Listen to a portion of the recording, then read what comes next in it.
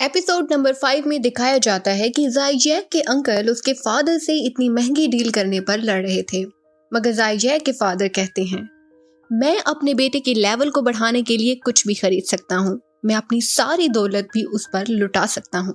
वहाँ ज़ाइजैन, जो ये सब सुन रहा था, वो आकर अपने फादर के गले लग जाता है और इमोशनल होकर कहता है, मैं बहुत जल्द अपने लेवल को बढ़ा लूंगा और 3 साल के बाद होने वाली उस लड़ाई में जरूर जीतूंगा।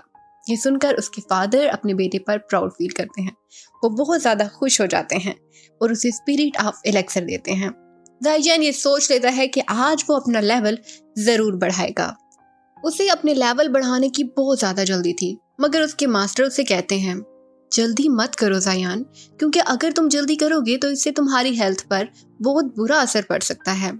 अब वो दिल लगाकर अपनी ट्रेनिंग स्टार्ट कर देता है। वो वैक्यूम पंप और फायर ब्लोइंग टेक्निक की बहुत ज़्यादा प्रैक्टिस करता है। ये सब देखकर उसके मास्टर बहुत खुश हो जाते हैं, क्योंकि वो उनकी उम्मीद से बढ़कर काम कर रहा था। उसके मास्टर को आहिस्ता आहिस्ता उसकी कामयाबी का यकीन होता जा रहा था। ज़ायान का मन था कि वो जल्दी से जल्दी लेवल 7 पर पहुंच जाए, मगर उसके मास्टर कहते हैं कि तुम इतनी जल्दी इस लेवल पर नहीं पहुंच सकते, इसके लिए तुम्हें कम से कम 2 साल का टाइम लग जाएगा। मगर ज़ाइजैन, उसे तो 2 महीने के अंदर अंदर लेवल 7 तक पहुंचने का जुनून सवार हो गया था। इसकी वजह ये थी क्योंकि 2 महीने के अंदर अंदर उस शहर में कमिंग ऑफ एज सेरेमनी थी, जिसमें उसे अपनी कैपेबिलिटीज दिखानी थी। इसके बाद एपिसोड में हमें नायोन को दिखाया जाता है, जो कि अभी भी उसी पर्वत पर बैठी मेडिटेट कर रही थी और साथ ही साथ 3 साल बाद होने वाली उस लड़ाई के बारे में सोच रही थी। यहाँ ज़ाइजैन को ट्रेनिंग करते करते 1 साल गुजर जाता है और एक सुबह उसकी बहन उसे जगाने आती है। वो उसके साथ टावर के पास जाता है, जहाँ सब लोग अपना अपना लेवल चेक कर रहे थे। अब जब ज़ाइजैन अपना लेवल चेक करने के लिए आगे बढ़ता है तो सब लोग उसका मजाक बनाते हैं, मगर जब वो अपना लेवल चेक करता है तो सब हैरान हो जाते हैं। वो इसलिए क्योंकि उसका लेवल 7 शो होता है, जिसे देखकर सब लोग हैरान हो जाते हैं। ऐसा इसलिए क्योंकि उसने इस माँ अपने मास्टर की इंस्ट्रक्शंस के साथ बहुत सख्त ट्रेनिंग की थी। उसने इस टाइम में अपनी प्रोड्यूस की गई फ्लेम से पानी को उड़ाने का स्किल भी सीख लिया था। इसी सब की वजह से उसका लेवल 7 तक पहुंच गया था। अब ज़ाइजैन बहुत पावरफुल हो चुका था और अपने मास्टर की हेल्प से बहुत सी चीजें जैसा कि वैक्यूम पंप और फायर प्रोड्यूस करने में एक्सपर्ट हो चुका था।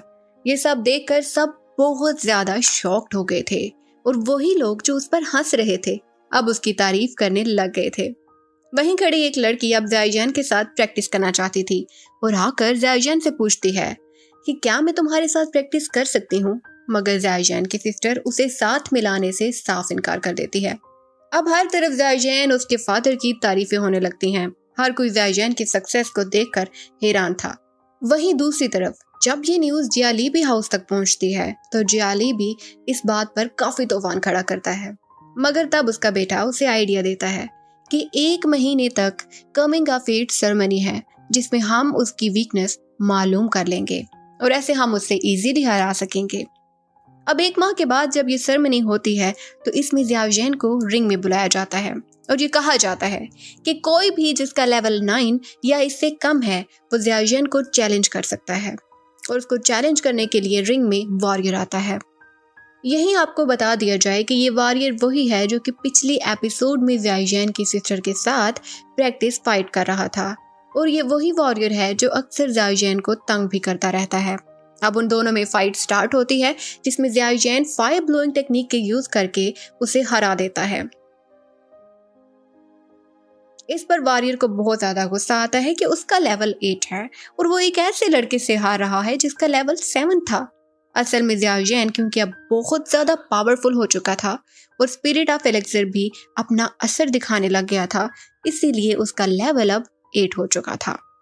इसके बाद वॉरियर जो कि बहुत ज्यादा गुस्से में था वो पीछे से ज़ाइजैन पर अटैक कर देता है, मगर ज़ाइजैन अब उससे कम नहीं था। वो इस बार पावर पंप और फायर ब्लोइंग दोनों टेक्निक्स का यूज करके उसे बहुत दूर फेंक देता है। लेकिन मुश्किल तो तब खड़ी होती है जब जियालीबी अपना इविल माइंड का यूज करता है। क्योंकि जियालीबी भी वहां मौजूद था, वो उस वॉरियर को एक मेडिसिन देता है। ये मेडिसिन वो थी जिससे उसकी पावर बढ़ जाती है। वहां मौजूद सब लोग समझ जाते हैं कि इसने जरूर कोई ऐसी मेडिसिन खा ली है जिससे इसकी पावर बढ़ गई है और ये वही मेडिसिन है जो कि उनकी सिटी में बैन है, जिसे कोई भी यूज नहीं कर सकता। वो सब लोग उसे रोकने की कोशिश करते हैं, मगर उस वॉरियर पर तो गुस्सा सवार था। वो फौरन से ज़ियाओ जैन को अटैक करने के लिए उसके पीछे से दौड़ता है। यहाँ ज़ियाओ जैन ये भी डरने वालों में से नहीं था, वो भी उससे फाइट करने के लिए रेडी हो जाता है। वो उस पर काउंटर अटैक करता है और वॉरियर को जख्मी कर देता है। इसके बाद मैच खत्म हो जाता है। यहाँ उस वॉरियर का फादर जब अपने बेटे की हालत देखता है तो कहता है, ज़ियाओ जैन एक जालिम इंसान है, उसने मेरे बेटे का क्या हाल कर दिया है। लेकिन वहां मौजूद बाकी सब लोग उसे बताते हैं कि देखो, इसमें तुम्हारे ही बेटे की गलती है, इसने वो मेडिसिन खाई थी जो कि हमारे सिटी में बैन है। इसके बाद उस वॉरियर की इस मिस्टेक पर उसे जेल में बंद कर दिया जाता है और ज़ियाओ जैन को विनर कह दिया जाता है। ये वॉरियर ज़ियाओ जैन के अंकल का बेटा था। अब सब लोग अपने अपने क्लैन में वापस चले जाते हैं। वहां जाली भी बहुत ज्यादा गुस्से में था, क्योंकि उसने आज तक ऐसा कोई इंसान नहीं देखा जिसने एक साल में लेवल 8 को अचीव कर लिया हो। ज़ियाओ जैन की पावर तो डे बाय डे बढ़ती जा रही थी और ये बात ज़ियालीबी को खटक रही थी, क्योंकि जैसे जैसे उसकी पावर बढ़ रही थी, अगर 3 साल के बाद उसकी शादी नायोन से ना भी हुई तो वो इतना पावरफुल होगा कि सब क्लैंस पर डोमिनेट हो जाएगा। यही रीजन थी कि सब ज़ियाओ जैन से डरने लगे थे। मगर ज़ियालीबी का बेटा उससे कहता है, आप परेशान मत हो, हम उसे जीतने नहीं देंगे। वो अपने फादर को एक ऐसे आदमी से मिलाता है जिसका नाम है लियूक्सी, और वो ज़ियाओ जैन को नुकसान पहुंचाने के लिए पूरी तरह से एग्री हो जाता है। इसके बाद एपिसोड में ज़ियाओ जैन को दिखाया जाता है, जो कि मार्केट में अपनी सिस्टर के साथ टेक्निक्स पर डिस्कशन कर रहा था। लेकिन तभी वो नोटिस करते हैं कि आज मार्केट कुछ अलग है। तभी उन्हें ये पता चलता है कि ज़ियालीबी ने इस मार्केट को खरीद लिया है और उसके खरीदने से उनकी मार्केट का दाम कम हो गया है। मतलब कि उसके फादर की मार्केट बहुत ज़्यादा नुकसान में पड़ चुकी है। अब उसे इस प्रॉब्लम का कोई ना कोई सलूशन ढूंढना था। ज़ियाओ जैन ऑप्शन हाउस के इंचार्ज से मिलने जाता है। वो उसे एक मेडिसिन फार्मूला देता है जो कि ब्लीडिंग बोन्स को क्लॉट करने का फार्मूला था। असल में जिस चीज से ज़ियालीबी ने मार्केट को अपने अंडर किया था वो एक रिजुविनेशन पाउडर था, जिसकी प्राइस कम और एक्शन बहुत ज्यादा था। इसीलिए ज़ियाओ जैन को इसे कम्पीट करने के लिए कुछ अलग बनाना था। अब वो ऑप्शन हाउस से उसे बनाने के लिए इंग्रेडिएंट्स देना चाहता था, मगर ऑप्शन हाउस की इंचार्ज उसे वो इंग्रेडिएंट्स देने से इनकार कर देती है। वो किसी भी हाल में ज़ियालीबी की दुश्मनी नहीं ले सकती थी। अभी ये सब कुछ चल ही रहा था कि अचानक वहां बहुत से लोग आकर उन पर हमला कर देते हैं, मगर ज़ियाओ जैन वैक्यूम पंप की टेक्निक से उन सबको मार देता है। अब वहां की इंचार्ज उनमें से एक से पूछती है, तुम्हें किसने भेजा है? तो वो बताता है कि हमें लियूक्सी ने भेजा है ताकि हम तुम्हें किडनैप कर सकें। लियूक्सी वही आदमी है जिसने ज़ियालीबी से कमिटमेंट की थी कि वो ज़ियाओ जैन को मार देगा। यहाँ ऑप्शन हाउस की इंचार्ज को बहुत ज्यादा गुस्सा आ जाता है और वो इस इंसान को जिसने उसे किडनैप करना था उसे मार कर भगा देती है और फिर ज़ियाओ जैन से इम्प्रेस होकर उसे सब इंग्रेडिएंट्स दे देती है, जिस पर ज़ियाओ जैन इन सब को लेकर उसके फादर को देने का कहता है। ऑप्शन हाउस की इंचार्ज उससे पूछती है कि तुम कौन हो? तभी ज़ियाओ जैन अपने फेस का मास्क हटा देता है। उसे देखकर वो इंचार्ज बहुत ज्यादा खुश हो जाती है, क्योंकि वो पहले ही उसकी फाइटिंग स्किल्स की बहुत बड़ी फैन थी। इधर ज़ियालीबी लियूक्सी की इस हरकत पर बहुत ज्यादा गुस्सा होता है, क्योंकि उसे डर था कि इसके बाद ऑप्शन हाउस में उसकी एंट्री बैन ना हो जाए। लेकिन उसका बेटा बताता है कि उसने हमारी एंट्री बंद तो नहीं की, लेकिन हाँ, हमारी खरीदी जाने वाली चीजों की प्राइस 5 टाइम्स ज्यादा कर दी है। उधर जाओ क्लैन में सब लोग ऑप्शन हाउस से कुछ ऐसे इंग्रेडिएंट्स ढूंढने की कोशिश कर रहे थे जिससे वो रिज्यूविनेशन पाउडर के कंपटीशन की कोई चीज बना सके। तभी वहां ऑप्शन हाउस की इंचार्ज आती है और उन्हें वही इंग्रेडिएंट्स देने की बात करती है। ज़ियाओ जैन के फादर के पास इतने पैसे तो नहीं थे कि वो उन इंग्रेडिएंट्स को खरीद सकते, लेकिन तभी वो इंचार्ज कहती है ये ओल्ड मास्टर का गिफ्ट है। तभी वहां ज़ियाओ जैन ओल्ड मास्टर का भेस बदलकर वहां आ जाता है और उन सब के सामने वैक्यूम पंप टेक्निक की हेल्प से मेडिसिन बनाने लगता है। वो उन्हें बताता है कि इस मेडिसिन से ब्लीडिंग बोन बहुत जल्दी क्लॉट हो जाएगी और इस मेडिसिन के सामने रिजुविनेशन बोन की कोई वैल्यू नहीं है। अब ज़ियाओ जैन के फादर इन ओल्ड मास्टर से ये सब फ्री में नहीं लेना चाहते थे, मगर वो ओल्ड मास्टर कहता है मैं ये सब कुछ तुम्हारे बेटे से इम्प्रेस होकर तुम्हें दे रहा हूँ। और ये कहकर वो वहां से चला जाता है। रास्ते में ऑप्शन हाउस की इंचार्ज ज़ियाओजियन को कहती है, तुम जियालीबी से जरा बच कर रहो, तुम्हें उससे कोई नुकसान हो सकता है। और यही इस एपिसोड का एंड होता है। एपिसोड 7 में दिखाया जाता है कि जियाओ क्लैन मार्केट में अपना पाउडर इंट्रोड्यूस करवाता है। यहाँ जियालीबी भी अपने रिजुविनेशन पाउडर को बेचने की पूरी कोशिश करता है, मगर ब्लड क्लॉटिंग पाउडर के आने से रिजुविनेशन पाउडर की वैल्यू बिल्कुल गिर जाती है और जियालीबी के एग्जिस्टिंग कस्टमर भी उसके हाथ से जाने लगे थे। उनकी मार्केट पूरी तरह से नुकसान में चली जाती है, जिस पर जियालीबी बहुत ज्यादा गुस्सा होता है। उसे मालूम होता है कि ऑप्शन हाउस के इंचार्ज ने उसके साथ होने वाली फ्यूचर डील्स भी कैंसिल कर दी होंगी। ये सब सुनकर लियोक्सी पर उसे बहुत ज्यादा गुस्सा आता है, क्योंकि ये सब उसी की लापरवाही की वजह से हो रहा था। यहाँ जियाओ क्लैन में जियोनिंग को दिखाया जाता है। ये वो वॉरियर था जो ज़ियाओजियन के अंकल का बेटा था और ज़ियाओजियन से सरमनी की फाइट में हार भी चुका था। जियोनिंग के पास उसकी बहन आती है। वो अपने भाई से बहुत ज्यादा प्यार करती है और अपने भाई की इस कंडीशन को देखकर मन ही मन में ज़ियाओजियन पर बहुत ज्यादा गुस्सा करती है। वहाँ जियालीबी भी अपने हाउस में लियोक्सी की अच्छी खासी इंसल्ट करता है। वो उसे कहता है कि तुम्हारी वजह से मेरा इतना ज्यादा नुकसान हुआ है, मगर लियोक्सी वो उसे कहता है कि तुम्हें परेशान होने की कोई ज़रूरत नहीं है, क्योंकि ज़रूरी तो नहीं कि तुम अपनी तमाम चीज़ें ऑप्शन हाउस से ही लो। तुम्हें ये इंग्रेडिएंट सिटी के बाहर से भी मिल सकती हैं। मैं तुम्हें पता बताऊंगा जहाँ से तुम ये इंग्रेडिएंट्स ले सकते हो। वो उसे कहता है कि मैं तुम्हें एक ऐसी मेडिसिन की रेसिपी दूंगा जो ब्लड क्लॉटिंग मेडिसिन से भी ज़्यादा पावरफुल है और इसके इंग्रेडिएंट्स तुम्हें बाहर की सिटी से मिल सकते हैं। लेकिन इसके बनाने में लियोक्सी अपनी एक शर्त बताता है। वो ज़ियाओजियन की सिस्टर को हासिल करना चाहता था, मगर ये सुनते ही जियालीबी को बहुत ज़्यादा गुस्सा आ जाता है, क्योंकि उसका बेटा भी ज़ियाओजियन की सिस्टर को लाइक करता था। जियालीबी के पास अब कोई सल्यूशन नहीं था, इसलिए वो अपने बेटे को ज़ियाओजियन को मारने का कहता है और साथ ही अपने बेटे को ज़ियाओजियन की बहन को अपनी बहू बनाने का कह देता है। नेक्स्ट डे जियोनिंग अपनी बहन के साथ रास्ते में था और वहीं ज़ियाजीबी का बेटा अपने दोस्तों के साथ उन दोनों को घेर लेता है। वो दोनों उनका सामना करते हैं, मगर ज्यादा देर तक टिक नहीं पाते।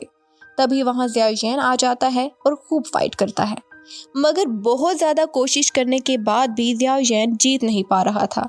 तब वो अपने मास्टर की हेल्प मांगता है, तो उसका मास्टर अपनी पावर का यूज करते हुए ज़ियाजीबी के बेटे पर ऐसा अटैक करता है कि वो दूर जाकर गिरता है। उधर ज़ियाजीबी भी वहां पहुंच जाता है और अपने बेटे की इस कंडीशन को देखकर गुस्से में ज़ियाओजियन पर अटैक कर देता है। अब ज़ियाओजियन वो इतना पावरफुल भी नहीं था कि ज़ियाजीबी की पावर्स को झेल सकता। तभी ज़ियाओजियन की सिस्टर वहां आ जाती है और अपने भाई को बचाने की पूरी कोशिश करती है, लेकिन वो भी उसके सामने टिक नहीं पाती। अब वो दोनों मरने ही वाले थे कि उन दोनों के फादर वहां आकर अपनी पावर से ज़ियाजीबी पर अटैक करते हैं और उनकी पावर के आगे ज़ियाजीबी की पावर भी कम पड़ जाती है। अब वो मरने ही वाला था कि तभी वहां एक और वॉरियर आता है जो ज़ियाओजियन के फादर के अटैक को रोक लेता है, जिससे ज़ियाजीबी बच जाता है। अब उसे जल्द से जल्द अपने बेटे का इलाज करवाना था, जिसके लिए वो जल्दी ही वहां से चला जाता है। ये वॉरियर ज़ियाजीबी हाउस का सेकंड एल्डर सन था और वो उनकी फैमिली का सबसे पावरफुल वॉरियर था। अब ज़ियाओजियन के फादर को भी उसकी पावर का अंदाजा हो चुका था और उन्हें ये भी पता चल गया था कि ज़ियाजीबी हाउस लियोक्सी की हेल्प से एक ऐसी मेडिसिन तैयार करना चाहते हैं जो उनकी मेडिसिन से भी ज़्यादा पावरफुल मेडिसिन होगी। यहीं ज़ियाओजियन की सिस्टर लियोक्सी को मारने का सोचती है, क्योंकि वो उनकी फैमिली को नुकसान पहुंचाने की बार कोशिश कर रहा था। यहाँ ज़ियालीबी भी परेशान था और उसका बेटा उसे कहता है, ज़ियाओजियन बहुत ज़्यादा पावरफुल हो चुका है, अब हमें लियोक्सी की हेल्प लेनी होगी, क्योंकि मैं उसे अकेला नहीं मार सकता। मतलब कि ज़ियालीबी का बेटा अपनी पसंद को सेक्रीफाइस करने के लिए तैयार था। वहाँ ज़ियाओजियन को भी लियोक्सी से खतरा महसूस होता है और उसे मारने के लिए वो उसके घर पहुंच जाता है। लेकिन जब वो लियोक्सी के घर जाता है तो उसे पता चलता है कि उसकी सिस्टर वहाँ पहले से मौजूद थी, जिसने सीक्रेट टेक्निक की हेल्प से लियोक्सी को मार दिया था। ये टेक्निक बहुत ज़्यादा डेंजरस थी, जिसे यूज़ करके उसकी बहन की एनर्जी बहुत कम हो गई थी। उसकी एनर्जी इतनी कम हो गई थी कि वो अब बात भी नहीं कर पा रही थी। इसके बाद दिखाया जाता है कि जालेबी तक ल्योक्सी के मरने की न्यूज़ पहुंच गई है और वो ये समझ जाता है कि इसे ज़रूर ज़ाओ जियान ने ही मरवाया है। अब वो सोचता है कि क्यों ना वो ल्योक्सी के मरने की न्यूज़ उसके मास्टर को बता दे। ऐसा करने से उसका मास्टर हमारी हेल्प करेगा, क्योंकि अब मेडिसिन बनाने में ल्योक्सी के मास्टर की हेल्प ली जा सकती है। अब जालेबी अपने पावरफुल वॉरियर को मेडिसिन की इंग्रेडिएंट्स लेने के लिए भेज देता है। उधर जाइजेन ऑप्शन हाउस की इंचार्ज के पास जाता है। वो उससे पूछता है कि जालेबी जिस मेडिसिन को तैयार करना चाहता है उसके इंग्रेडिएंट्स लेने के लिए क्या वो तुम्हारे पास आया है या नहीं। तो वो उससे बताती है कि मेरे पास तो ऐसा कोई इंसान नहीं आया। इसके बाद वो मैप लेकर जाइजेन के पास जाती है और उसे उस मैप में एक जगह दिखाती है। वो कहती है कि यही वो जगह है जहाँ से वो इंग्रेडिएंट्स लेने के लिए जा सकते हैं।